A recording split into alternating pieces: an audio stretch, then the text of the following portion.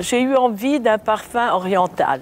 J'ai eu envie d'entraîner le parfumeur à l'intérieur de l'Alcazar, ou même peut-être avec un peu d'imagination à l'intérieur de l'Alhambra.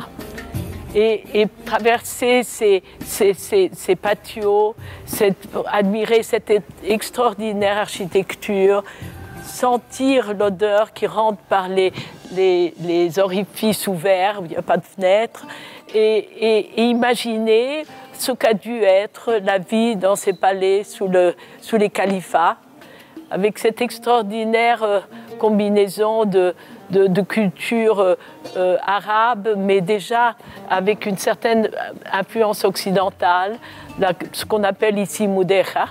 Soir d'Orient est né de cette envie-là et de cette inspiration-là.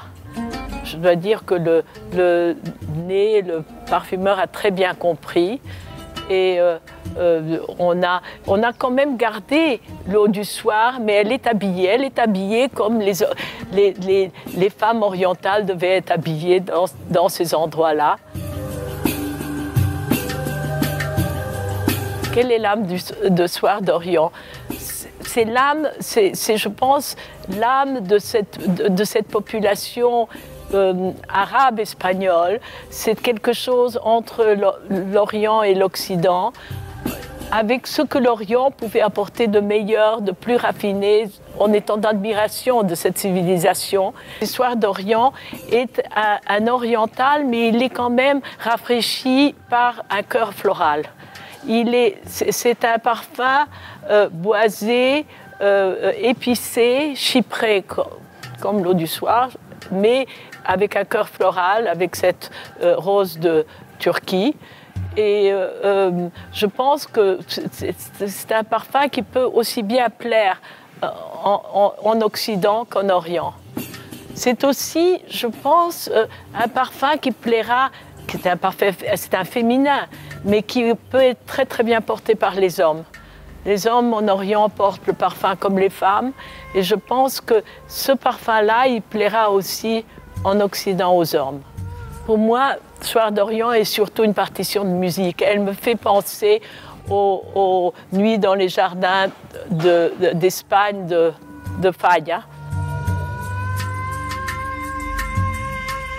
On a voulu un flacon sombre parce que le parfum a un côté sombre, sensuel,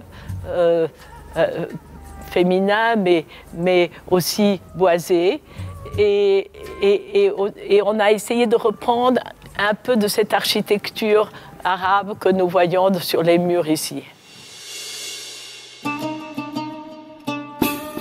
Pour moi, des sources d'inspiration inépuisables sont les jardins, mais aussi l'architecture, le bruit dans la ville, je ne sais pas, les odeurs, l'eau dans les fontaines, la musique.